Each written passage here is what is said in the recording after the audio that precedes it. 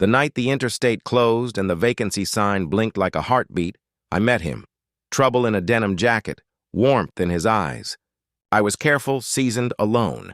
He was restless, stubbornly kind. We shared a room to wait out weather, and somehow I slept, and somehow everything shifted. Stay close, subscribe, like, and share. Pour tea, settle in, and let this tender story keep you company tonight. Please. I was 52, the kind of age that teaches a man to bring a sweater even in July and to keep a coin for the shopping cart, even when he only needs bread. I had learned the joy of small things and the wisdom of not inviting chaos. I had also learned how quickly a plan can dissolve when a summer storm decides to flex its muscles across the Midwest and the highway signs flash a kind of sermon. Closed ahead. Seek shelter. That's how I ended up in the parking lot of the Hummingbird Motor Inn, staring at a vacancy sign that blinked like it was remembering an old dance step. A pickup idled 2 spots away, engine ticking as it cooled. Inside, a desk clerk in a cardigan and white sneakers looked like someone's favorite aunt. She slid a clipboard across the counter in the patient way people do when they've seen every variation of exhaustion. "Only got one with heat that's been steady," she said, her voice kind. "2 queens. No smoking. You'll be sharing if you don't mind. Price stays the same. Storm's got folks piled up like laundry." I looked over my shoulder and saw the man in the denim jacket the color of honest work. He had a jaw that looked like it had argued with more than one day and held firm. His hair was rain dark and pushed back by fingers that had been doing something else right before they remembered hair. He had the sort of eyes that take a quick inventory, kind, cautious, a little amused to still be standing in this life with his hands in his pockets and hope refusing to stay quiet. "If that's agreeable," she prompted, sliding 2 pens out of a mug with sunflowers on it. I nodded. He nodded. Some choices carry their own polite momentum. "I'm Miles," I said, because it felt important to attach something to the moment that wasn't just the weather. "Reed," he answered, and his voice was warmer than the lobby's radiator. We stood in the rain long enough to be honest about it, and then hurried across the lot. The room had 2 beds that looked like they'd seen more kinds of stories than a library. The bedspreads were a shade of maroon my mother used to call practical, meaning not pretty but not going to show every mistake. A small table held a coffee maker that winked at me like an accomplice. The heater crooned a low, steady promise that it would try. He took the bed near the window without asking. I took the one near the bathroom out of habit, like a man who knows his way around night trips and bottles of ibuprofen. We moved with an easy courtesy, the dance of strangers sharing a short chapter. He set his bag down and pulled out a clean t-shirt. I placed my travel mug on the dresser, gathered myself, and washed my face in water that smelled faintly of the county. "You passing through?" he asked, testing the remote like a man who doesn't need television but respects its company. "Trying to," I said. "I'm in town to close up my father's house." He was a man who knew where every nail belonged. "I'm not doing as well. The storm just decided for me tonight," he nodded. "I know the house," he said after a beat that acknowledged the ache without prying. "White porch. Red mailbox with dent on the left. Dogwood that's stubborn every spring until it isn't." "Yes," I said, surprised at how he made me feel seen with a few precise details. "That's the one. You?" "Born here," he said simply. "Left a few times like a stray dog checking fences. Always came back. Folks like to say I bring trouble with me. I think maybe trouble just knows my face and waves." There it was, the word the clerk had tucked in her careful voice when she'd said the room would be shared. Trouble. I'd learned to be wary of it. I'd also learned that sometimes trouble was a man who fixed your lawnmower after it stalled midsummer because he couldn't stand the way you frowned at it. We ate the sandwiches. I had in my cooler and the apple he pulled from his bag. The kind of meal that tastes better when 2 people choose to be gentle. The rain thickened. The news mumbled. He snuck a glance at me when a baseball score drifted across the screen. I confessed I still prefer radio for games because it leaves room for memory. "Radio ball," he said, smiling. "That's church. We turned in early because storm nights ask that of you." He clicked the lamp off on his side. I left mine on for a moment longer, like a short prayer for the part of me that still misses a mother who'd tell me to put my book down and sleep now. Sweetheart. Somewhere around 1, I woke to the soft wreckage of his snore. It wasn't loud, just enough to make you believe in weather inside a chest. I lay there and listened. There's a holiness to the sounds of a person at rest, the exhale that tells you they're safe in that moment. I thought about how long it had been since I'd fallen asleep in a room where another person's breath marked time. I thought about how people like to call a man trouble when what they mean is complicated or unpinned, or simply someone who has had to make himself without much help. I fell asleep again thinking those thoughts, and the heater hummed approval. Morning came easy, the way it does when you surprised yourself by resting. Reed was already up, sitting on the edge of his bed, tying his boots with the unshowy competence of a man who has made bread, mended fences, and kept his word. "You want coffee?" he asked, nodding toward the lobby. "I'll get it," I said. "I'll bring you one if you take yours without judgment. They use powdered creamer. It's a choice." "I've had worse," he said, his grin quick and shy. We sat on the edge of the beds, mugs warming our hands, and made that first morning conversation you make when you don't know if you're supposed to see each other again. He said he took odd jobs, mostly fixing what no one else wanted to. He was good with small engines and bad with the county calendar. He helped his sister with her kids when she asked and didn't when she needed not to. He kept a plant alive by accident once and now had 3. I told him about my father, how he laughed with his whole shoulders, how he could hear a rattle in a car door hinge and fix it with a strip of felt. I told him the house had grown too quiet after the funeral in a way that made every chair look like it was bracing itself. I said I wasn't sure if I could stay or if I was supposed to move away from everything and try again. He listened. That's simple. When we parted at the door, he cleared his throat like he was nudging a bird off a branch. "You need a hand at the house?" he said. It wasn't a question. I've carried couches through worse doorways. I won't charge you except you have to promise to sit down sometimes and let the memories catch up without outrunning them. "You don't even know me," I replied, surprised by the way my yes lined up to be said. "I know the house," he said again, softer. "And I know how lonely looks when it tries to be brave. I can help with both." We agreed on afternoon. He left first, walking across the parking lot with the kind of stride that has learned not to expect applause. I watched him go with a feeling that reminded me of standing on the dock of the lake up north when I was a boy, wanting to jump in and knowing I would have to move through the shock of it first to get to the part where you float on your back and name the clouds. At 124 Willow, the dogwood was still stubborn and still itself. The mailbox wore its dent like a badge. I unlocked the door and the house exhaled me in. The kitchen smelled faintly of old coffee and a drawer that had contained rubber bands for 30 years because you never know. On the table waited a stack of mail I had already opened twice, as if numbers and condolences might change if you look at them kindly. Reed arrived in a different shirt and the same boots. He stood on the threshold and took off his hat like he'd been taught by somebody who cared about respect. We walked room to room like doctors with a patient we loved. He suggested without pushing. I nodded without apologizing. We started with the hallway closet, because the easiest way to begin is with a door you can open and close again.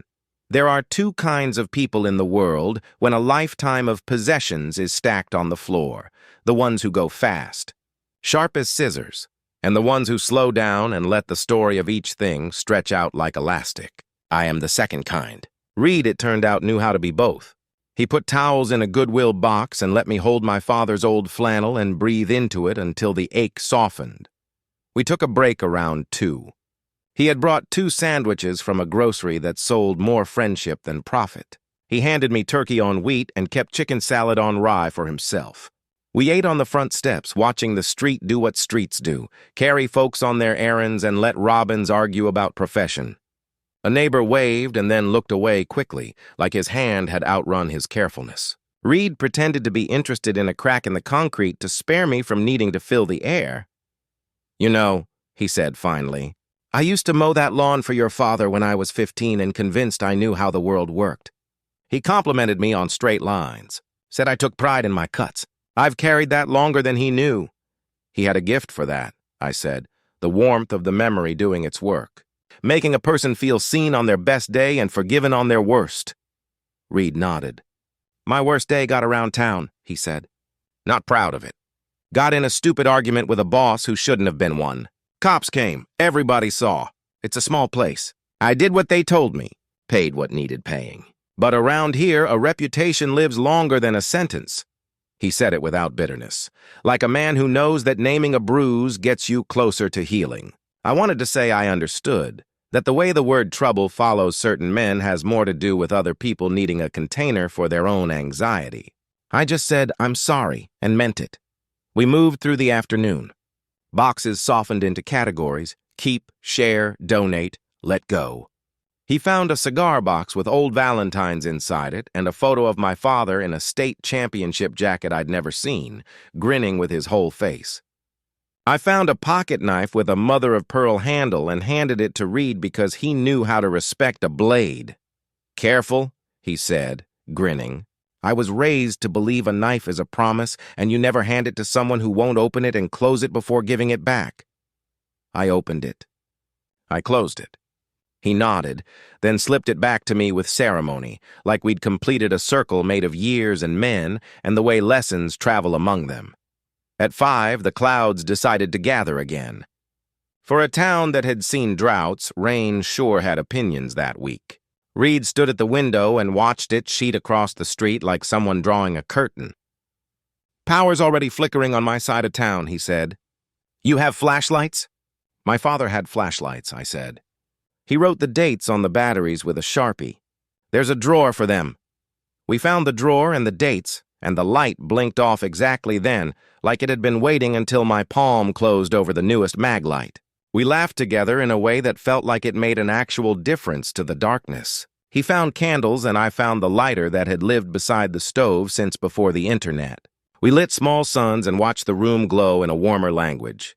Storm nights make me feel 12 again, I said. Back when you thought if you stood in a doorway and counted Mississippi, you had a deal with the thunder. You never really stopped making deals with the sky, he answered, and his voice had gone quiet. Just changes what you ask for. The roads flooded just enough to paralyze sense.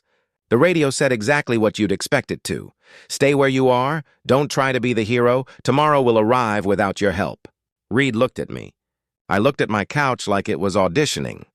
I don't snore, he said, and something in his tone made me lift a finger and tilt it. Okay, he corrected. I snore like a very, very modest man with a small problem and a big heart. Good, I said. I sleep better with a sound in the room that isn't my own worrying. We made the couch into what my mother would have called a pallet and my father would have called serviceable.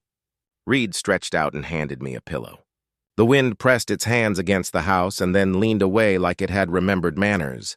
We lay there like brothers after a long day. A long time ago, I had learned to lie very still when heartbeats mattered. That night, I learned to breathe deeper because someone else's breath taught me to. You have to understand, when you get to a certain age, falling in love isn't a fireworks show. It's not even a parade. It's a porch light left on without being asked. It's a cup of coffee handed to you in the exact mug you like because someone noticed. It's the sound of another person turning pages in a chair nearby while the ball game murmurs from the radio. That night, as thunder forgot its lines and moved off toward the river, I fell in love in the softest way a man can. I realized I would miss his shape beside me if morning moved him away. Morning did what mornings do. It let you pretend you were new. The storm had cleaned the street. The dogwood looked like it had forgiven something. Reed rubbed his neck and winced. He wasn't a young man, and neither was I. We ladled out coffee. He took it black, which fit, and I added sugar, which also fit. I should go check on Mrs. Harlan, he said, shrugging into his jacket. She's got oxygen and nerves. Her son's out of state. I keep an eye. I'll go with you, I heard myself say, like my feet wanted to be where his were headed. We drove the 6 blocks in companionable silence, the wipers complaining in a tempo that could, with some generosity, be called cheerful. Mrs. Harlan was the age of shoulder-wrapped sweaters and good costume jewelry. She opened the door before we knocked like she'd been waiting for Reed's boots on the porch. You brought me the tall one, she said, peering at me with delight. You're handsome. I'm 82, I can still say it without it going to my head. Come fix my clock. It's not broken. I just like watching men I trust stand on chairs. We laughed and we did as we were told. I replaced the batteries. Reed checked the outlet. He showed her how to silence the beeping on the microwave. She showed us how to accept a piece of lemon cake wrapped in wax paper like a handwritten note. On the way back, he drove by the river, slow and mindful. "Thanks," he said finally, "for just being you in there. People always assume a story about me. They don't make space for new chapters." "I have a lot of practice with stories that take their time," I said. "I will wait on a porch if that's what's asked." "I'll bring a chair." He glanced over, quick and soft. Something settled in the truck's cab, a gentling that didn't need clarifying. Days found us. He showed up each afternoon with the reliable appearance of the mail, and we worked until evening made the kitchen glow like a memory. We developed the sort of rhythm that's better than any plan. He lifted safely, I labeled clearly. He teased me for my neat handwriting, and I teased him for the way he wrote numbers like an electrician. We argued once about whether to keep an ugly lamp with sentimental value, and then we kept it because losing too much at once teaches you not to be wasteful with the kinds of ugly that make a crooked sort of sense. It was inevitable that we'd be seen. A town is nothing if not attentive to the way its people arrange themselves. We ate at the diner one night because a person shouldn't cook after moving a piano that reluctantly admitted its age. The waitress poured coffee like she'd been ordained. She called us Han in a way that required no explanation. A man I'd known since Little League stopped at our booth and did the small talk shuffle, the one where he names weather, sports, and taxes, while the thing he's actually curious about silently sits between you wearing a hat and whistling. "You doing all right with the house?" he asked. "I am," I answered, and placed my palm on the formica, steady. "Reed's been helping me. He's good at this. He's good company." The man cleared his throat, bumped his hip against the table, and smiled in a way that asked permission to move on. "Well," he said. "Well." When he'd gone, Reed traced the rim of his water glass. "You don't have to explain me," he said quietly. "I'm not explaining," I said just as quietly. "I'm telling the truth at a pace I can live with." He reached his hand across the table and let his fingers rest near mine. We didn't hold hands. We didn't have to. Proximity does its own gentle work. When we finished the last of the rooms, the den with its stubborn dust, the shed with its screws and coffee cans, all that remained was the garage and the mystery of what to do with the house itself. I stood in that echoing space, looking at the bench where my father had measured his life in lengths and widths and the puff of sawdust. Reed put his hand on the hood of my sedan and patted it like a horse. "You don't have to decide today," he said. "There's a grace in not rushing. Grief likes to trick you into speed." I exhaled everything I'd been trying to hold and failed.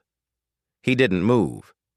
Sometimes someone's job is to witness you while you come apart, and then be there while you piece back together into a shape that won't cut your hands. "Stay for dinner," I said when I could speak. "I'm trying your patience with my roast. I learned it from my father and from an AM radio show called Country Supper." "I wouldn't miss it," he said.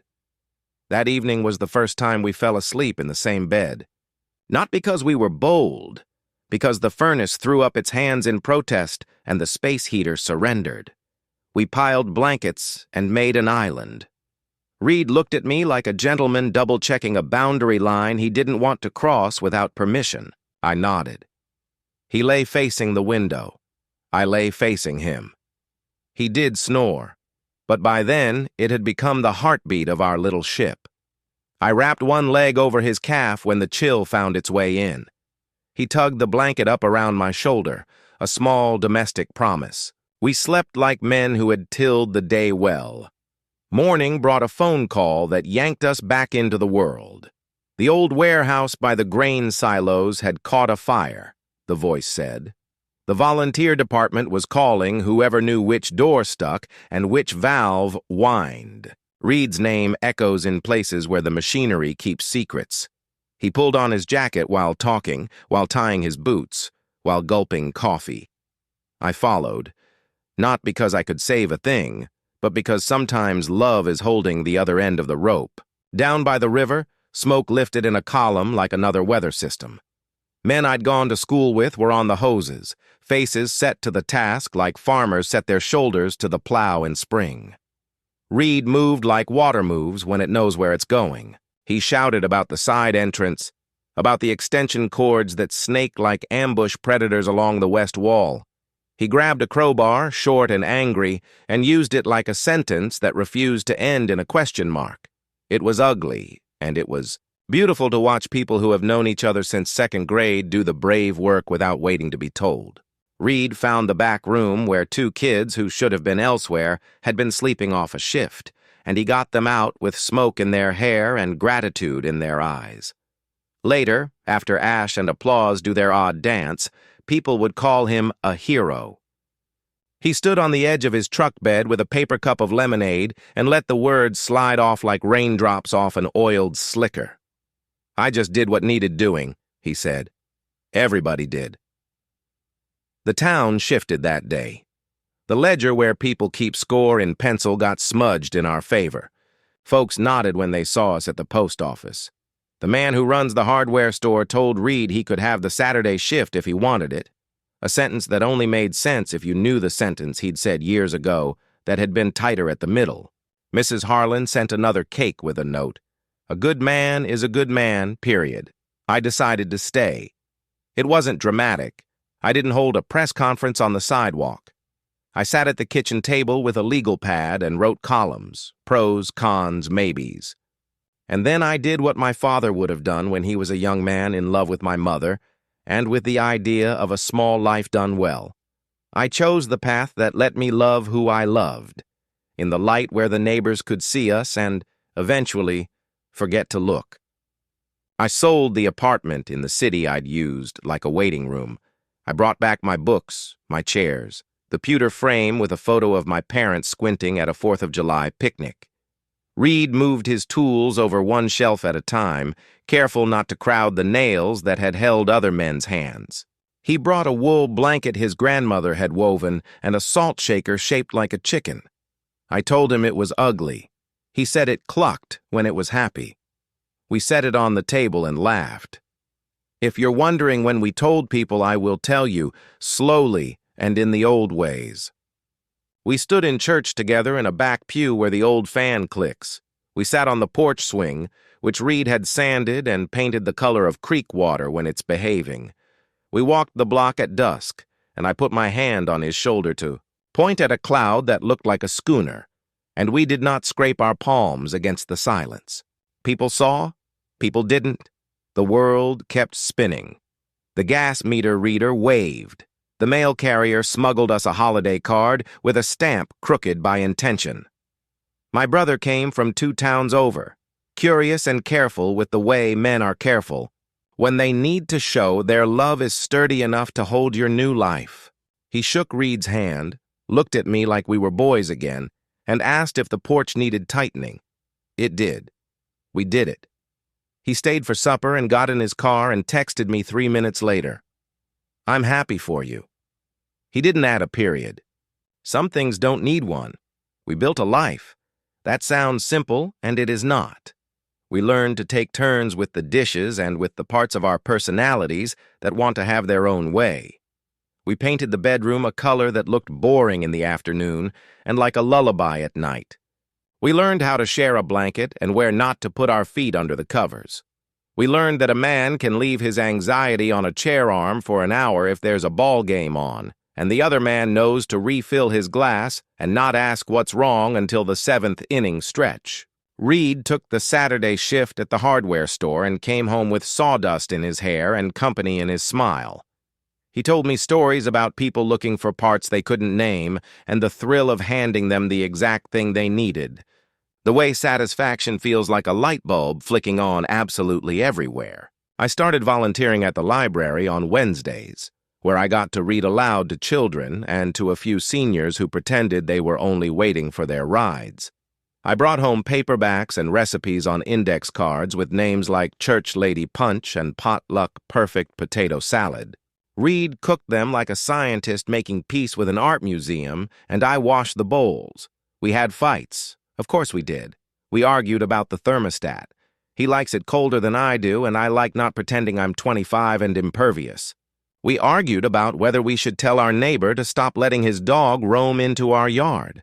I wrote a note that was too sweet. Reed rewrote it with fewer words. We argued about where the Christmas tree should go and whether colored lights or white would make my mother proud or roll her eyes. We laughed about it later, and eventually we had both kinds of lights because compromise is sometimes the prettiest choice. Love at our age came with a soundtrack. It sounded like a kettle rattling softly before it boils, like Sam Cooke on Low, while the sun says yes to the kitchen, like tires on gravel when friends arrive. We hosted dinners, the tentative kind at first where people hold their plates and test the air. We watched people realize we were easy to be around and then forget to be nervous. We kept our door open and our expectations reasonable. One day at the hardware store, a woman with a stern bun and a scarf passed Reed a small paper bag and told him not to open it until he got home. He set it on the table between us that night, and we held our breaths like children. Inside, a 2-layer chocolate cake with "Thank you for saving my nephew" piped on top in uneven letters, and the kind of love that prefers baked goods to grand gestures. Reed cried in the quiet way men like him do, eyes bright, no fuss. I cut slices the way you are supposed to when something precious has already done its work and now must be eaten to seal the deal. We took a road trip in August after the peonies had surrendered to the heat and the town had settled into its summer chores. We drove north, the windows down, the radio stubbornly on a station that played more talk than music because Reed liked to hear the farm reports and I liked to make fun of them. We stopped at Lakes, at a yard sale where we bought a painting of a cow we named Agnes, at a diner where the waitress called me baby and called Reed sugar, and neither of us felt like the world needed to be corrected in that moment. On the second night, we passed a motel whose sign made my heart hit the brake pedal of my chest. Hummingbird Motor Inn, it read, vacancy. The parking lot looked exactly as it had on that storm night, a place that didn't know it was about to host a beginning. Reed looked at me and I looked at him and he turned in without asking because love, when it's good, learns your questions. Inside, the same desk clerk smiled like we were late to our own surprise party. "Well," she said. "Well, you two did all right." "We did," Reed said. "Thank you for shoving us into the deep end with 2 beds and a heater." "Don't give me any credit," she said, taking our 20 for the room and pushing back a key like an award. "I just do my job. The rest is up to weather and mercy." We slept in the room on the far end because she said it had the better view of the highway's comings and goings. We lay in the dark, hands folded between us like a third heart. Reed's snore had softened over the years, or maybe I'd grown so used to it that my mind treated it like a lullaby. In the morning, I wrote a note and left it on the bedside table. Thank you for the start. It felt corny to write a motel a thank you. We did it anyway. There are worse habits than gratitude. Back home, we planted a garden. I insisted on tomatoes, big, ridiculous ones with names like Mortgage Lifter. Reed insisted on peppers so hot they could teach you something about your limits. We put in marigolds for the bugs and zinnias for pleasure. In the evenings, we sat with our feet up on lawn chairs and watched the yard change color. Neighbors waved. A boy on a bicycle asked us if we were married. Reed said, "In the way that matters to us, yes." The boy nodded with the solemnity of a judge and told us his favorite popsicle flavor was red. We said that was ours too, even though it isn't because our job in that minute was to keep red special. There were hard days. There always are. A stranger at a gas station made a joke that wasn't funny. A cousin sent a Christmas card and left my name off the return address like he had to ration acceptance. Reed's knee weathered before we did, and he limped through spring like a man trying to negotiate with his own bones. We had a scare with my blood pressure, and I sat in the doctor's office very still while a nurse with purple glasses told me I was going to be fine if I minded my salt and my temper. We minded both. We walked around the block after dinner, slow and steady, and discovered parts of our neighborhood we'd missed for years. The little free library with a painted fox on the side, the house with the porch cat that judged everyone, the woman who dances alone in her kitchen around 8:30 and doesn't care who sees. We found our pace, which is different from the pace the world says is noble. We carried folding chairs in the car and pulled over when we found a view and sat with our thermos and called it a date. One Saturday, the church held a picnic. We went. I brought my mother's potato salad in the green bowl that's been doing that duty since before my knees knew they'd prefer chairs to ground. Reed wore his good shirt and an expression of mischief because he had spiked the baked beans with a secret ingredient he wouldn't divulge. We sat with the firefighters who'd known us as boys and knew us now as men. The pastor stopped by and asked about the garden and didn't ask about our souls because she's a wise woman and reads what's in front of her. Kids ran, dogs begged. The sky behaved. It was simple. It was everything. There is a photograph someone snapped that day. We didn't know about it until she printed it and slid it into my mailbox with a sticky note. Thought you'd like this. In it, I'm looking at Reed and laughing about something he's just said. He's looking at me the way people look when they have waited a long time and then found a seat that fits. The light on our faces is kind. I keep it on the bookshelf between the cookbooks and the detective novels. When I pass it, I touch the frame. It's a small prayer that takes 1 second and lasts all day.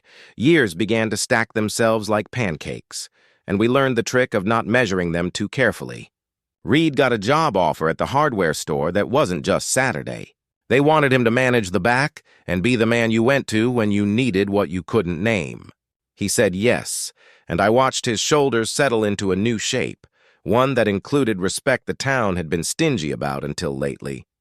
I took a part-time position at the senior center, leading a writing group where men and women who had kept their stories in barns and basements for 60 years finally let them out to graze. We went to bed most nights feeling like we'd added something gentle to the world, even if it was just a well-folded towel or an ironed shirt. A winter came that refused to be friendly. We layered and salted and learned the nonsense creak of the roof, deciding whether it could hold. One night the power left like a teenager. We sat on the couch under blankets and listened to the house make old wood sounds. I read out loud by candlelight because the battery on my phone had some self-respect about being used at such a time. Reed fell asleep against my shoulder, his breath a draft that did more good than harm. I thought then about how many nights of my life I had spent holding myself like a jar with a crack in it. I thought about how different it felt to be held by the present instead. Spring returned the way it always does, quietly and then suddenly. The dogwood bloomed as if it had never been stubborn. We decided to build a birdhouse even though neither of us had a strong argument for why birds needed our interference. We followed a plan from a magazine, sanded more than necessary, and painted it the calm blue of a reliable day. The first tenants were wrens with a marriage as noisy and successful as any I've seen.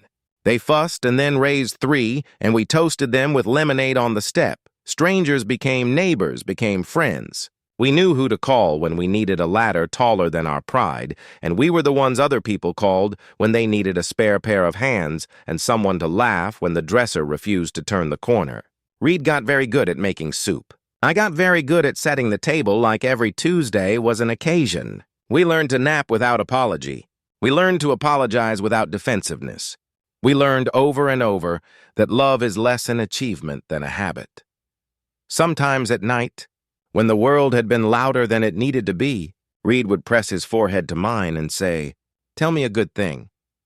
I'd tell him the robin's nest had 2 eggs, or the library got a new chair that didn't squeak, or Mrs. Harlan's lemon cake had been especially lemon.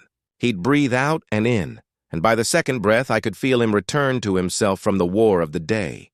Then I'd say, "Tell me yours."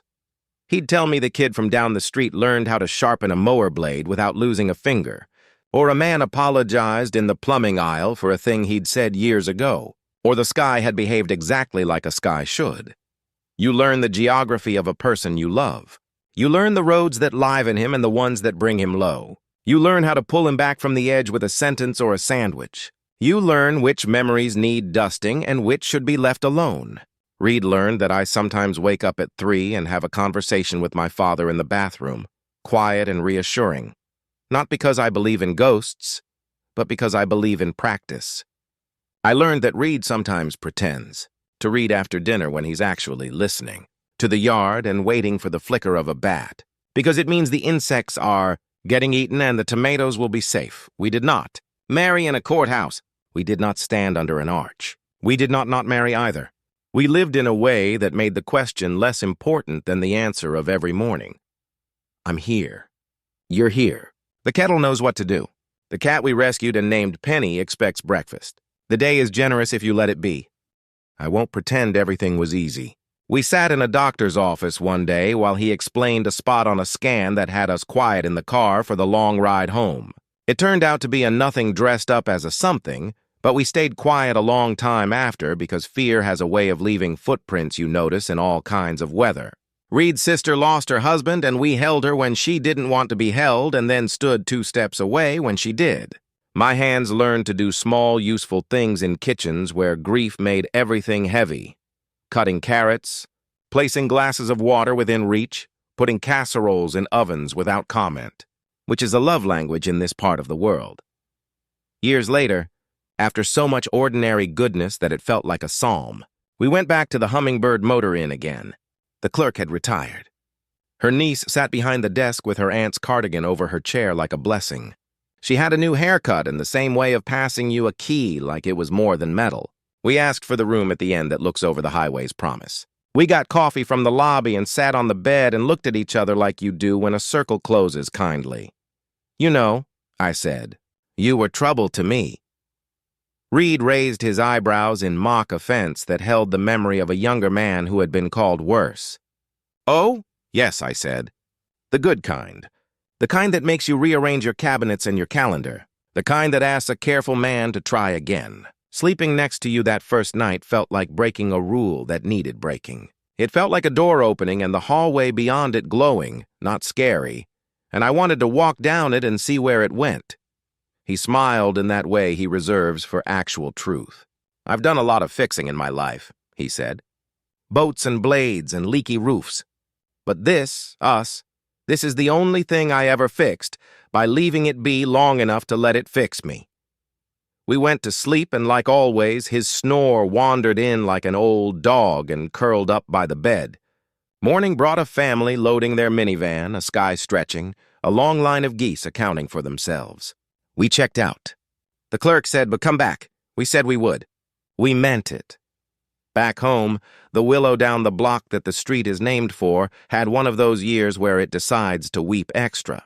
We gathered its branches from our yard and from Mrs. Harlan's because her back had opinions now, and we prefer her to ignore them. Reed bundled them in the truck and took them to the compost drop-off. I followed in my car because I liked the way his shoulders look in the rearview mirror, because love is sometimes just choosing to keep someone in sight. We built one more birdhouse. We hung it at the edge of the yard near the place where the light does that magical thing around 6 in summer. We sat on the porch steps holding hands because it felt less like a declaration and more like the most American thing in the world. 2 men on a porch, sipping, keeping an eye on the neighbor's kids, offering a hello to whoever needed one, being part of the fabric without needing to be the pattern. Our friend group grew wraparound wide. The town got used to us and then forgot about us the way you want it to. The hardware store flourished. The library's Wednesday group wrote a book that the local paper reviewed like it was a miracle. Which it was, when I try to explain it to people now, new people, or people who are ready to hear it, I say this: it wasn't drama. It wasn't an escape. It wasn't even a choice in the way choices are often described. It was the practice of being kind enough to sleep near someone who'd been called trouble, and finding out that trouble is sometimes just another word for tender. It was the practice of waking up and putting our feet on the floor and deciding to try again. It was a lot of soup and raking leaves and saving the best peach for him because he does that for me when it's my turn. I keep thinking about the freeway when it closed that first night and how I took the exit into a life I hadn't planned. The sign flashed like a heartbeat. Vacancy. People make jokes about motels. I won't. To me, that room was a sanctuary with 2 practical beds and a heater that did its level best. To me, that night was the miracle of sleep returning to a man whose nights had gone long and unsettled. To me, that interruption became the kind of life I'd built a habit of thinking was, for other people, younger men, braver hearts. We are not young now. That's fine. My hair does something interesting in humidity, and Reed's knee has its own calendar. We go to the pharmacy and the clerk knows our names. We vote together and argue about the bond measure and agree to bake cookies for the fundraiser no matter how we voted. We sit on folding chairs at the county fair and clap for the kids who raise pigs and for the high school band that marched like their mothers had ironed their trousers, and they had. We take our time leaving places. We never say goodbye just once. We say it 2, 3 times because middle age taught us that lingering is a love language too. At night, sometimes I wake and watch him sleep. It sounds a little sentimental. It is. He's a man who has walked through town with a label that was too small and too unfair, and now he sleeps in a bed where the only thing asked of him is generosity, which he has in spades. I listen, and there it is. The snore that once made me smile in a motel a long storm ago. I tuck the blanket around his shoulder. I kiss his forehead because I can. I go back to sleep because we've made something together that holds. If you ever pass through our town on a summer afternoon and you see 2 men on a porch swing painted the color of creek water, stop. We'll pour you a glass of something cold. We'll recommend the pie at the diner. We'll tell you which aisle in the hardware store solves the problem you can't describe. We'll point you toward the Hummingbird Motor Inn if the weather has ideas and the highway shrugs. And if you end up sharing a room with a stranger who snores, consider the possibility that you are making a decision your heart will thank you for in 1,000 small ways as the years unfold. One last thing. My father used to say that the luckiest people know when to hold the ladder and when to climb. Reed holds my ladder steady when the job's mine. I do the same for him. That's all this is, really. A ladder, a hand, a porch light, a cup placed beside your elbow while the game is on the radio. A place in a bed made by 2 people who know where the blankets are and how to share them. We slept next to trouble. We fell for it. We learned that trouble, properly understood, is just the world asking you to live a little braver and to love a little kinder. And we said yes.